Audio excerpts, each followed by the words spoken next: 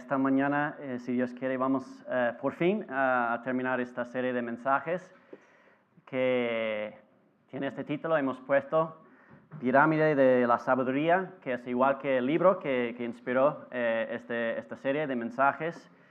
Y este libro es uno escrito por un autor que se llama Brett McCracken. Es analista de cine y cultura, autor de varios artículos y libros cristianos.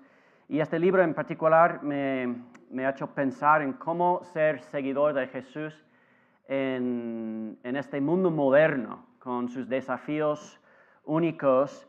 Y os acordáis, los que han estado en este tiempo, que nos centramos en 3 desafíos particulares que encontramos en este mundo moderno.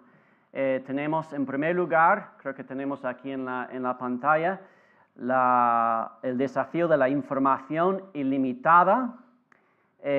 También segundo desafío de la novedad constante.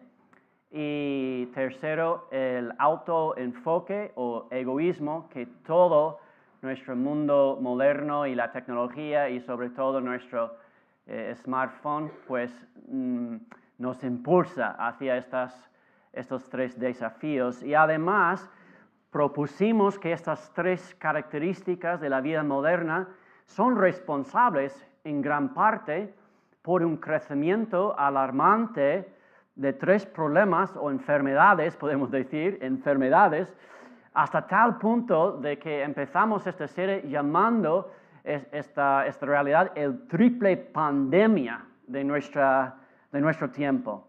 Y tenemos aquí en la pantalla, ¿no?, los 3 alarmantes problemas que estamos enfrentando. Todos los expertos dicen que es cierto, como niveles que nunca hemos visto de ansiedad, de déficit de atención y de soledad. Entonces, toda esta serie ha sido intentando levantar la pregunta, ¿cuál es la solución? Como seguidores de Jesús, ¿cómo podemos responder a estas realidades que enfrentamos, a esta triple pandemia, podemos decir? Y lo que propone este libro como solución, y es muy interesante, y es lo que estamos siguiendo, es que la solución es llevar una vida de sabiduría. Sabiduría. Y bueno, comienza con reconocer que la dieta espiritual por la cual estamos alimentándonos hoy en día está mal.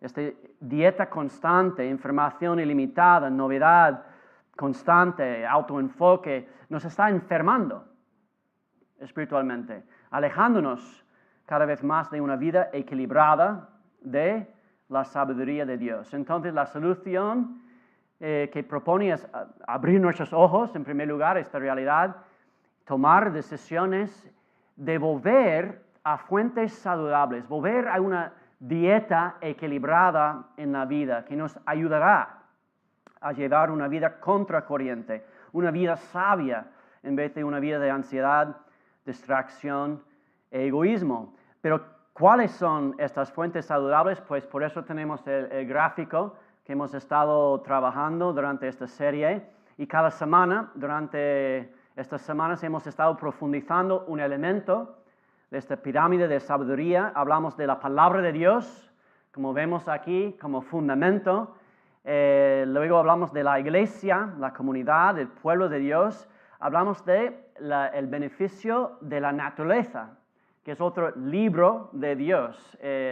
Y luego la semana anterior, cuando tratamos el tema, hablamos de la belleza. Los libros fue primero la lectura y alimentándonos de buenos libros y escritos cristianos. Y bueno, la última era la belleza a través del arte y la música. Entonces, hoy llegamos al pico. Bueno, podemos decir pico, pero se nota, ¿no?, que es el elemento más reducido, más pequeño de la pirámide. Es Tiene un símbolo ahí del smartphone, pero el Internet. Ahora, espera un momento. Porque, Aarón, ¿estás diciendo que el Internet también puede ser una fuente saludable de sabiduría? ¿Una fuente saludable de nutrición para nuestra alma? Pero yo pensaba que toda esta serie estabas diciendo que el Internet es el problema. Pensaba que nos habías estado diciendo desde el comienzo, ¿no? De que necesitamos reducir nuestro uso del Internet, o evitar las redes sociales, o apagar nuestros smartphones, nuestros móviles. Y ahora estás diciendo que el Internet es algo bueno. Entonces, ¿cómo es eso? Y bueno, ese es el tema del mensaje de hoy, es lo que vamos a profundizar hoy. Espero que al final de hoy y al final de esta serie podamos llegar a una perspectiva equilibrada sobre el Internet. Porque en primer lugar, tengo noticias para todos vosotros. Parece que el Internet no va a desaparecer. Y entonces, si sales de esta serie de mensajes pensando simplemente, el Internet es malo, no te va a ayudar en el mundo actual, en el día a día que estamos viviendo. Ese no es el mensaje de esta serie de mensajes. Pero mira bien esta pirámide. Ya he mencionado el tamaño del Internet. ¿Cuál es? El más pequeño, ¿no? Y esa es la clave. Verás que nuestra tendencia en este mundo moderno, incluso como cristianos, como creyentes, es vivir esta pirámide al revés. Porque, y todas las estadísticas, pues mencioné en la primera semana que solemos pasar 4, 6, 8 horas al día conectados a nuestros móviles, al Internet, y solo unos pocos minutos o menos conectados a todo lo demás. Arte, la música, la naturaleza de Dios, aún menos en la iglesia de Dios, y aún menos, lamentablemente, con la palabra de Dios. O sea que tenemos la pirámide al revés, y eso es el gran problema. Por lo tanto, antes de seguir por este camino, quiero volver al tema principal, que es, la solución propuesta, que es la sabiduría. Y quiero comenzar leyendo algunos versículos claves sobre qué es la sabiduría según la palabra de Dios. Primero voy a leer desde el libro de sabiduría del Antiguo Testamento, el libro de Proverbios. Y dice en Proverbios capítulo 3, empezando en versículo 13, dichoso el que haya sabiduría, el que adquiere inteligencia, porque ella es de más provecho que la plata y rinde más ganancias que el oro. Es más valiosa que las piedras preciosas, ni lo más deseable se le puede comparar. Y luego otro versículo, el segundo versículo que voy a leer es del libro de la sabiduría del Nuevo Testamento. Santiago es conocido, ¿no?, como el libro de sabiduría en el mismo estilo. Y dice en Santiago capítulo 1, versículo 5, en esta introducción al libro, si a alguno de vosotros le falta sabiduría, pídasela a Dios, y Él se la dará, pues Dios da a todos generosamente, sin menospreciar a nadie. Le vamos a orar. Padre Santo, pedimos que en el día de hoy podamos ser desafiados y confortados por tu palabra. Señor, ayúdanos no solo a escuchar, a contemplar, a reflexionar, pero que todo lo que escuchamos hoy sea también una obra de tu Espíritu Santo, Señor, para motivarnos a ser más como Cristo, porque oramos en su nombre. Amén. Entonces, ¿cómo respondemos a este mundo moderno con sus desafíos únicos? Y en esta mañana quiero comenzar con una historia real, contándoos acerca de un grupo de cristianos. Y bueno, este grupo de creyentes se han preocupado precisamente por eso, por el mundo moderno, de la tecnología. Tienen preocupaciones muy parecidas a las que hemos estado comentando.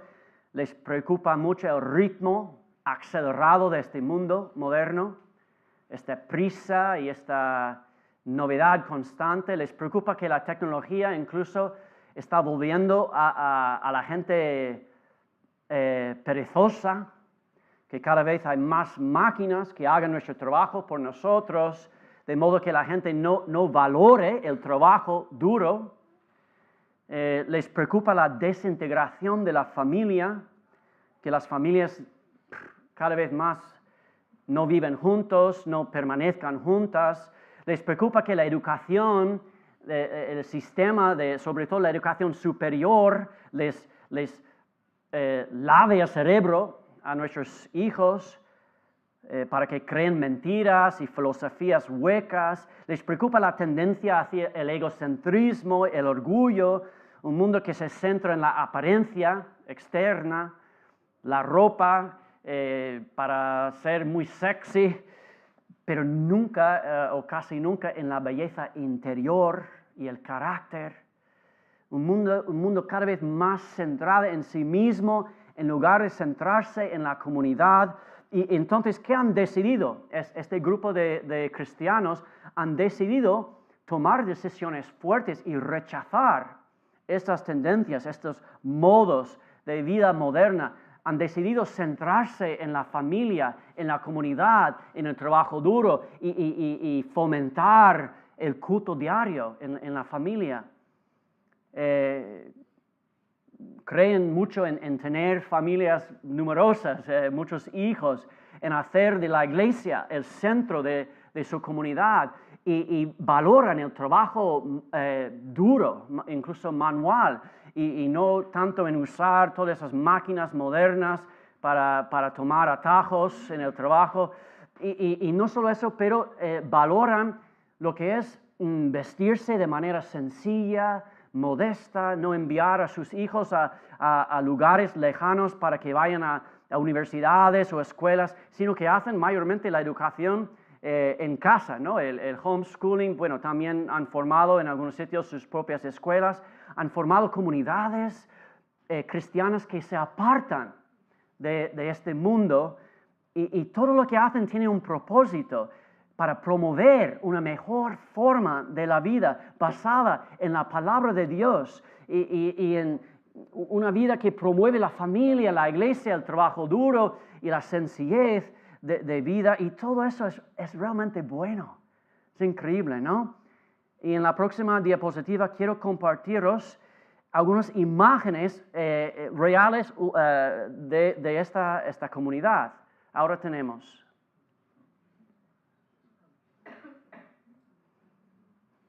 Son los Amish.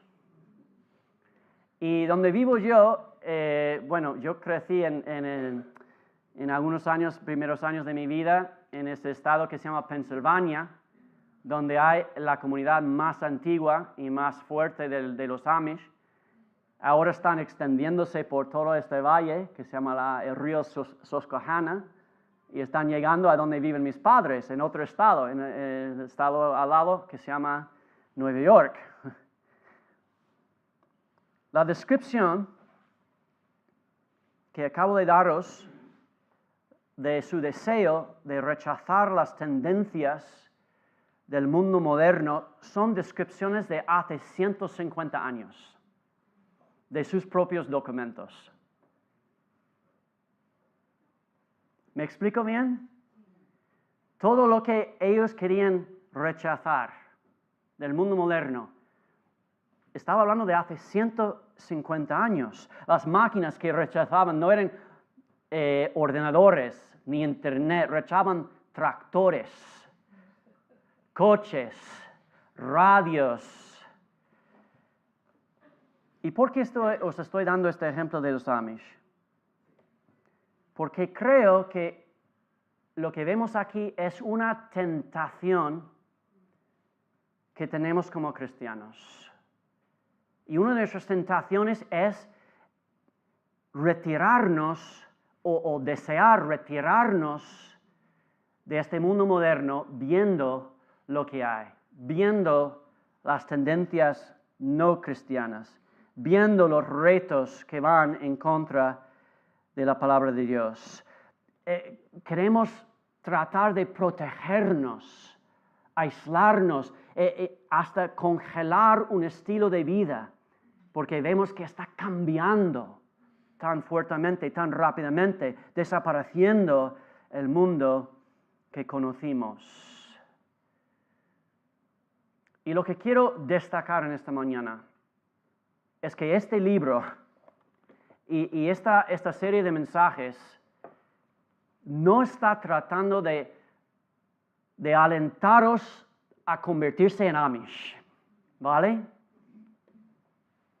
No es el propósito que llegues a rechazar todo el mundo moderno de Internet, de la tecnología, de los medios de comunicación. De hecho, piensa bien, el autor de este libro ha dedicado su vida a la tecnología y los medios de comunicación. Es analista profesional de la cultura y del cine.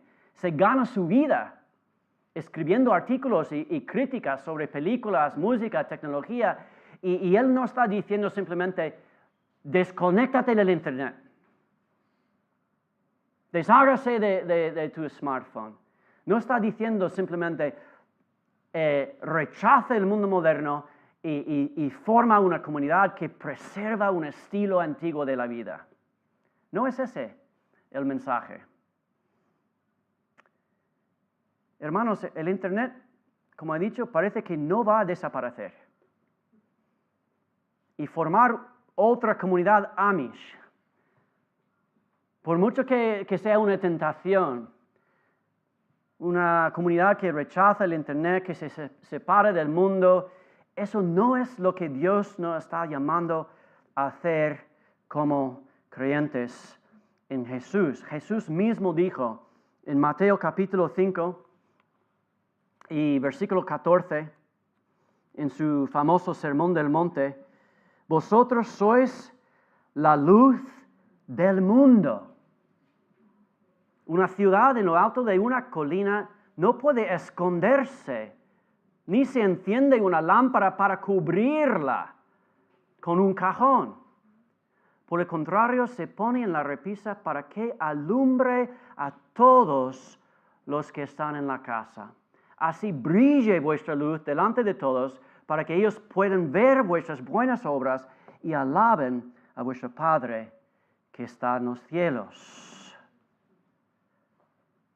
Hermanos, para ser la luz del mundo, necesitamos estar presentes en el mundo y además comprometidos para ser diferentes. En el mundo, pero no del mundo.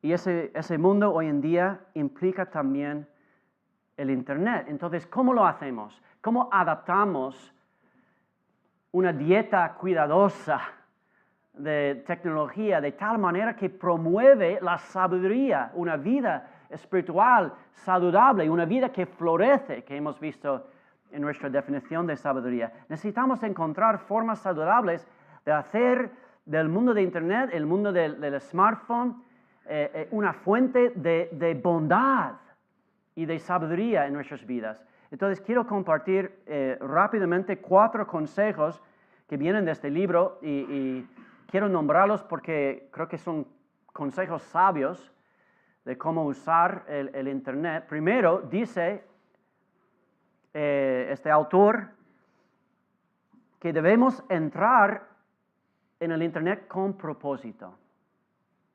Con propósito. ¿Qué significa eso? Es decir, que no caigamos en este hábito de sacar nuestro móvil o cada vez que estamos aburridos. Cada vez que tengas un minuto libre para, no sé, navegar en Internet. Resista esta tentación de usar nuestros diapositivas, nuestros teléfonos, nuestros móviles sin objetivo. ¿Por qué? Porque navegar en Internet sin propósito aumenta las posibilidades de ir a lugares oscuros, de hacer clic y entrar y bueno, hay muchos lugares oscuros y explotan tus debilidades. A lo mejor estás pensando en pornografía. Bueno, claro, eso es una realidad, es peligroso, pero hay muchos más lugares oscuros del Internet. Redes sociales pueden ser ambientes tóxicos, batallas de comentarios que no tienen ninguna salida. Puede ser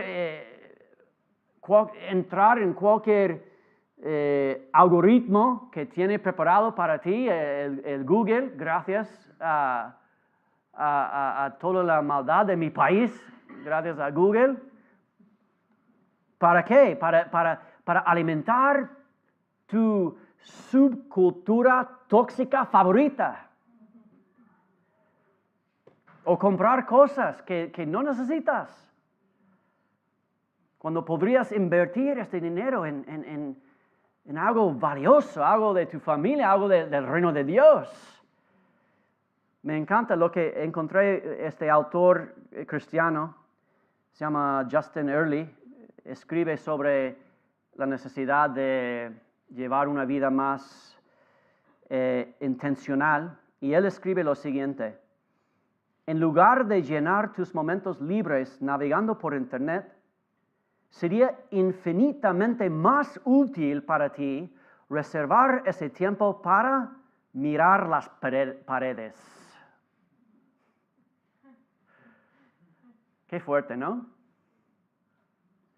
Así que, primer consejo, entrar con propósito. Segundo consejo, elige la calidad sobre la cantidad. Eso significa tomar decisiones conscientes sobre lo que vamos a ver y bueno, un número menor tal vez de actividades cuidadosamente seleccionadas, cosas que respaldan lo que valoramos, cosas que te informen de fuentes confiables. Y luego, como dice el autor de este libro, siendo felizmente perdido sobre todo lo demás. Pero ¿cómo tomamos decisiones sobre lo que es bueno y confiable en línea? Pues eso puede ser complicado porque en general hay tantas fuentes, hay tanta información, esta información ilimitada. ¿Cómo decidimos? Bueno, él da un consejo muy bueno. Una buena práctica: confiar en las recomendaciones de personas de confianza en tu vida. O en sitios web del Internet que también son confiables. Porque ¿cuál es la alternativa? Es confiar en el algoritmo de Google, o el Instagram, o Facebook, o lo que sea tu favorito. Y todos esos algoritmos tienen un solo propósito: hacer que regreses una vez más, para que te enganches. Entonces, entrar con propósito, elegir calidad, no cantidad. Y en tercer lugar, dice el autor, reduce la velocidad. Debemos reducir la velocidad de nuestra navegación. La verdad es que cada vez más hay más velocidad. De hecho, estamos todos buscando la velocidad de Internet, ¿verdad? Si sale Digi y ahora puedes tener no sé cuánto giga, mega, super, y por 3 euros menos al mes, pues me apunto. ¿sabes? No podemos controlar la velocidad del Internet. Sin embargo, tú puedes controlar tu velocidad de navegar. Y voy a poner una cita en la pantalla de este autor que me encanta. Dice así: el tiempo es un gran filtro para la sabiduría. Cuanto más dura algo, más probable es que contenga valor. No pierdes tu tiempo leyendo los comentarios más polémicos o viendo el vídeo que está de moda. En cambio, espera un poco. Lee los comentarios que se hicieron después de un tiempo, o el artículo el artículo de hace 5 años al que la gente todavía hace referencia, o mira los clásicos de YouTube antes del clip de la semana. No tengas miedo de perderte la mayoría de las cosas en línea. La mayor parte es olvidable y desaparecerá pronto. Esas son palabras de sabiduría. Entonces, entrar con propósito, elegir calidad en lugar de cantidad, reducir la velocidad y por último, número 4, compartir lo bueno. Filipenses capítulo 4, versículos 8 y 9, son versículos que a menudo terminamos un culto, un servicio con esos versículos. Dice así: por lo demás, hermanos, todo lo que es verdadero, todo lo honesto, todo lo justo, todo lo puro, todo lo amable, todo lo que es de buen nombre, si hay virtud alguna, si hay algo digno de alabanza, en esto hacer clic. No, en esto pensad.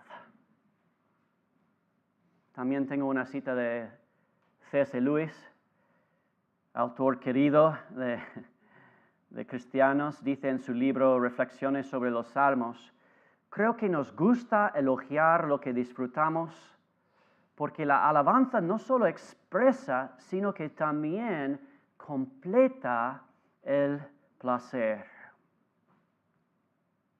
Hermanos, tengo una pregunta de autorreflexión. ¿Qué pasaría si todos nosotros hicimos un compromiso para usar el Internet y los mensajes y las redes sociales únicamente para cumplir con Filipenses capítulo 4? Únicamente para celebrar lo verdadero y lo amable y lo bueno y lo puro. Yo creo que sería una revolución. Un experimento mental. ¿Qué pasaría si cada domingo, voy a llegar más personal aquí, si vinieras a la iglesia y nada más que entrar por la puerta tenías que entregar tu móvil a un comité de Amish, con barbas, y ellos revisaron todos tus mensajes de la semana para ver si cumplen con Filipenses capítulo 4. ¿Cómo lo haría? Si ese pensamiento te hace sentir un poco incómodo, tal vez este cuarto punto, compartir lo bueno, no solo sea un consejo, hermanos, tal vez sea un momento de arrepentimiento. Porque es tan fácil caer en usar esta tecnología para el contrario de Filipenses capítulo 4. Bueno, hemos llegado al final de esta serie de mensajes, pero no quiero terminar solo hablando de lo que no debemos hacer, o lo que debemos limitar, o lo que debemos rechazar para llevar una vida espiritual sana y equilibrada y de sabiduría. Porque, mira, me gusta mucho lo que dijeron los cristianos puritanos del siglo XVII. Tenían casi como un dicho, que era que como creyentes estamos llamados a mortificar la carne y vivificar el espíritu. Voy a decirlo otra vez. Como creyentes estamos llamados a mortificar la carne y vivificar el Espíritu. Y por eso quiero terminar esta serie de mensajes haciendo una pregunta que espero que nos ayude a vivificar el Espíritu, una pregunta que nos muestre una meta, un resultado positivo al que podemos aspirar. Y la pregunta, según la palabra de Dios, ¿qué es una persona sabia? ¿Cómo es? ¿Cómo debe ser una persona con la sabiduría de Dios? Y quiero mencionar 3 cosas. Primero, el discernimiento. El discernimiento. Mira, estamos viviendo en medio de un mundo de información ilimitada. Entonces, más que nunca, necesitamos discernimiento. Discernimiento espiritual para separar lo bueno de lo malo, la verdadera de la falsa, de lo inútil. En primera carta de Juan, capítulo 4, versículo 1, dice así: amados, no creéis a todo espíritu, sino probad los espíritus, si son de Dios, porque muchos falsos profetas han salido por el mundo. ¿Cómo probamos los espíritus? Pues la mejor manera, sin sorpresa, es la base de la pirámide, ¿verdad? La palabra de Dios.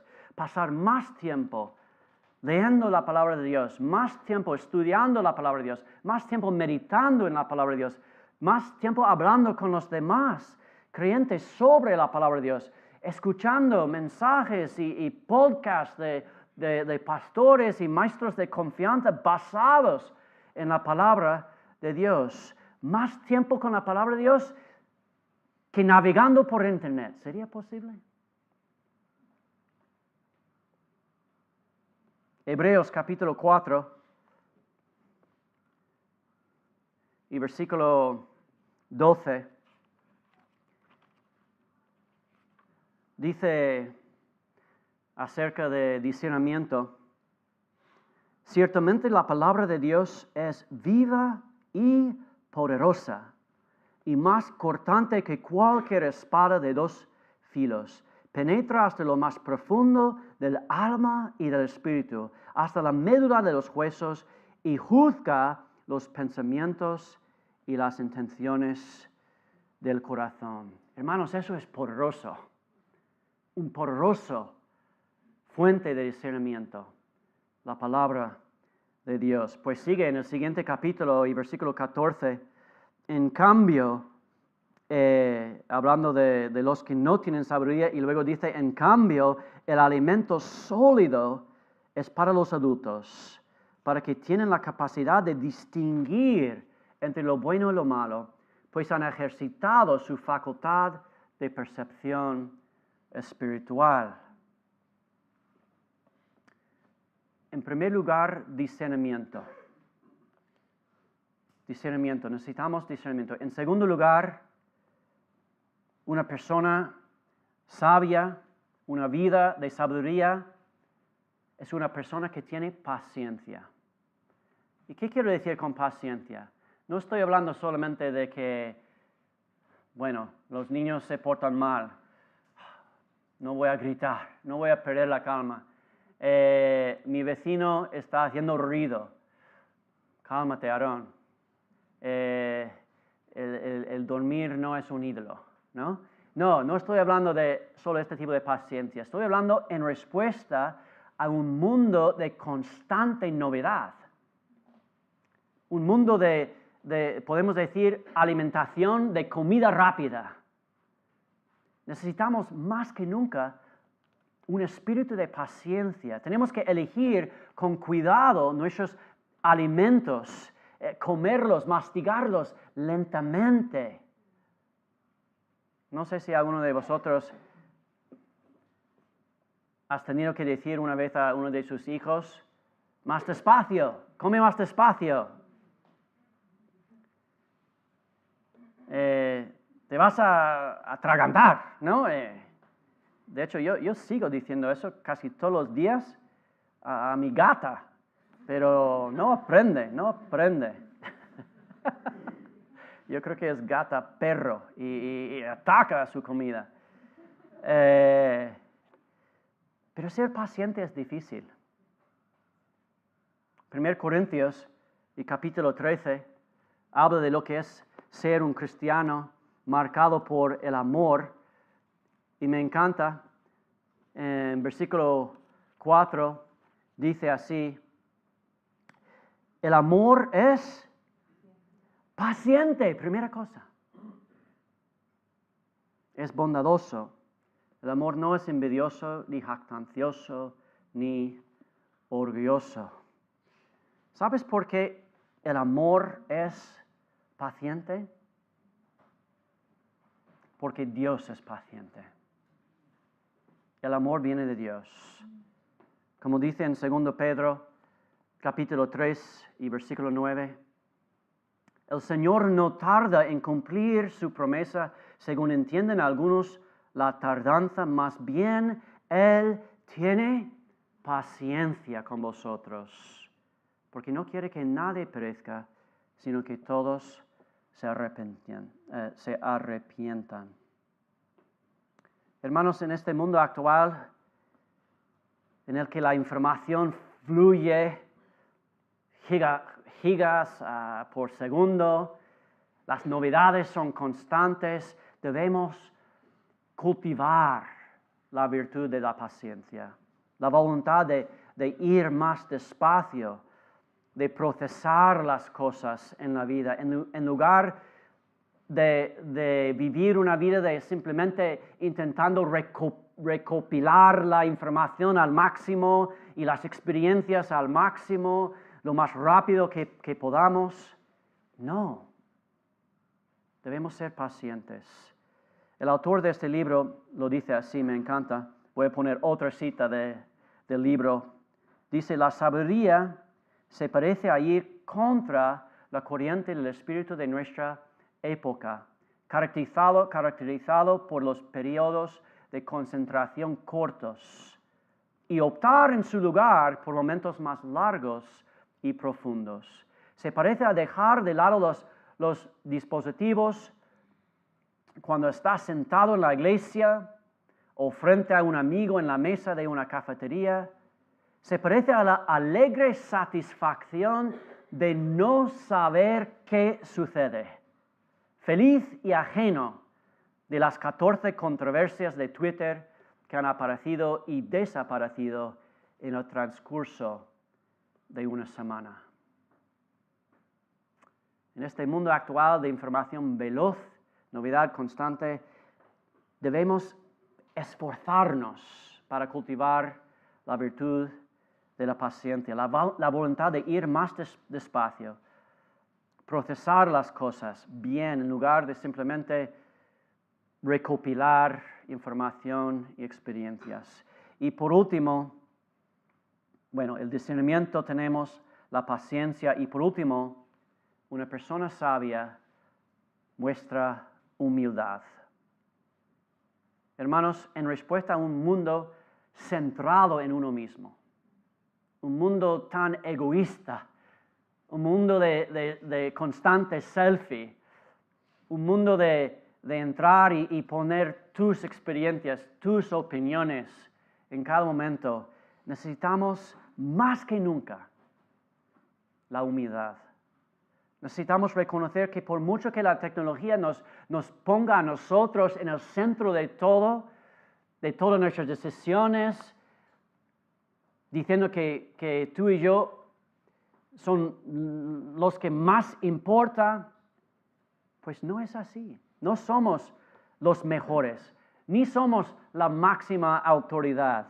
La sabiduría parece una disposición a buscar la guía de los demás, ser humildes, tener un escepticismo saludable sobre tus propios instintos y tendencias. Pues Proverbios, volviendo otra vez a este libro de sabiduría, Proverbios 11 y versículo 2 dice así, con el orgullo viene el oprobio y con la humildad la sabiduría. También al otro libro de la sabiduría, Santiago capítulo 4 y versículo 10, dice así: humillaos delante del Señor y Él os exaltará. No tienes que hacerlo tú, por tu cuenta de Facebook, de Instagram. El Señor te exaltará. Pero ¿sabes una cosa? Posiblemente los versículos más poderosos jamás escritos sobre la humildad se encuentran en Filipenses capítulo 2, que tiene esta introducción que se ve en la pantalla, Filipenses 2. Este capítulo realmente sobre la humildad de nuestro Salvador Cristo. Y tiene esta palabra en la introducción. Dice: no hagáis nada por egoísmo o vanidad, más bien con humildad considerad a los demás como superiores a vosotros mismos. Saca este versículo y ponlo, no sé, como tu estatus en Facebook. Ponlo como una etiqueta por encima de tu móvil, porque eso va en contra de nuestro mundo moderno. ¿Y qué sigue este versículo en Filipenses capítulo 2? Es el himno más antiguo que tenemos de la iglesia primitiva. Este himno que habla de quién era Jesús. Y sigue así diciendo: Jesús, vuestra actitud debe ser como la de Cristo Jesús, quien siendo por naturaleza Dios, no consideró el ser igual a Dios como algo que aferrarse. Por lo contrario, se rebajó voluntariamente, tomando la naturaleza de siervo y haciéndose semejante a los seres humanos. Y termina este himno diciendo que dio a sí mismo, obediente hasta la muerte y muerte de la cruz. Bueno, voy a terminar diciendo que comenzamos esta serie de mensajes diciendo que nos enfrentamos a una triple pandemia: ansiedad, déficit de atención, egocentrismo. Todas estas tres cosas nos están matando espiritualmente. Y quiero terminar recordándonos un ejemplo de la iglesia primitiva. Vosotros sabéis, algunos de vosotros, que a mí me encanta la historia, sobre todo de la iglesia del pueblo de Dios, porque creo que hay tantas lecciones para nosotros, lecciones de nuestra familia extendida, que son los creyentes que vivían ante nosotros. Y es interesante pensar en cómo los primeros cristianos respondieron a las pandemias. Bueno, hubo varias pandemias, pero la primera gran pandemia, según los historiadores, fue la peste antonina, se llama. Los eruditos creen que fue un tipo de viruela muy fuerte que se produjo en varias oleadas desde los años 165 hasta 189. O sea que nosotros pasamos, ¿qué? 2 años de pandemia, imagínate 14 años. No, perdón, soy malo en la mate. 24 años de olas de pandemia. Esta pandemia fue tan grave que en Roma, que en aquel entonces era una ciudad de aproximadamente 1 millón de personas, en el momento más crítico de la pandemia murieron 2,000 personas por día. Y lo fascinante es que varios historiadores han argumentado que una de las principales razones por las que la iglesia cristiana creció tan rápidamente durante este periodo, mientras que el paganismo romano declinaba, fue debido precisamente a la misericordia que los cristianos mostraron hacia las personas que estaban sufriendo durante las pandemias. En ese momento, la forma más común de tratar a los enfermos en un momento de pandemia era o ignorarlos o incluso expulsarlos de la comunidad. De hecho, muchos de los paganos buscaron huir de la ciudad y dejaron sus vecinos y sus familiares para buscar un lugar seguro en el campo. Sin embargo, los cristianos se comportaron de otra manera. Demostraron una hospitalidad radical con los enfermos. Tengo una cita del Dionisio, obispo del segundo siglo, pastor, escribió lo siguiente: la mayoría de nuestros hermanos cristianos mostraron un amor y una lealtad sin límites.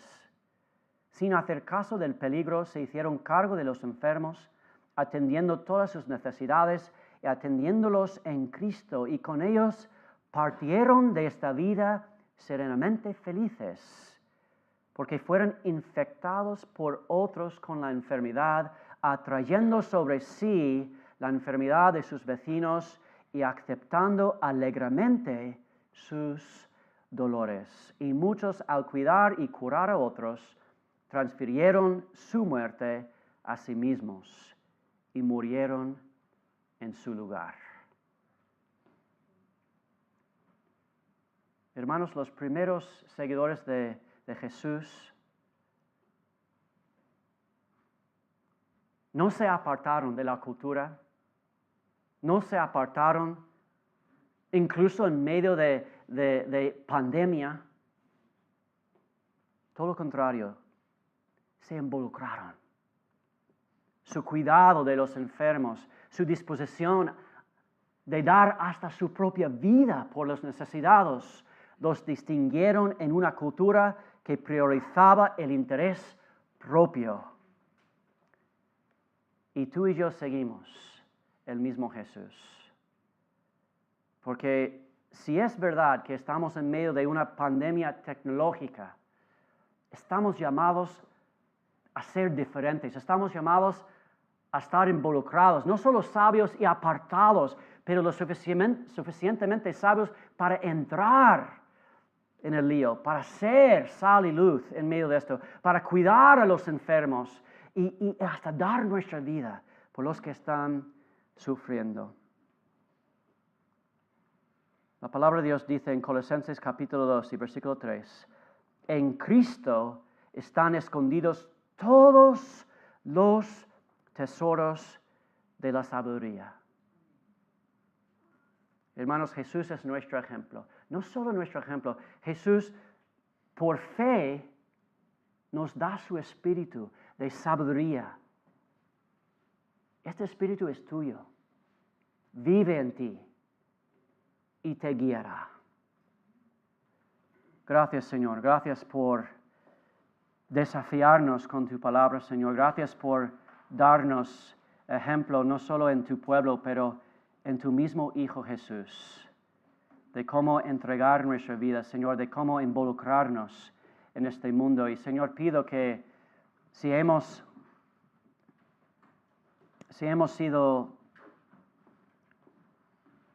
recibido una convicción, Señor, que no se queda aquí, pero que podamos hacer esos incluso pequeños cambios, estas metas, para que podamos llevar una vida más sabia, más centrada en Cristo, una vida que cuenta, una vida que deja una herencia en este mundo, Señor. Necesitamos tu ayuda. Jesús, gracias que cuando nosotros fallamos en esto, siempre nos recibe con brazos abiertos. Siempre, cada día, puede ser un nuevo día en ti, Señor. Entonces te damos las gracias, Señor. Gracias por tu espíritu que vive en nosotros y que hace posible, Señor, estos cambios, estas maneras de vivir contracorriente, de llevar una vida verdaderamente de sal, de luz, de sabiduría. Señor, ayúdanos, porque sin ti solo caemos en religiosidad, de normas, de reglas. Y, Señor, queremos tu espíritu, queremos el espíritu de Cristo, Señor. Entonces pedimos en su nombre. Amén.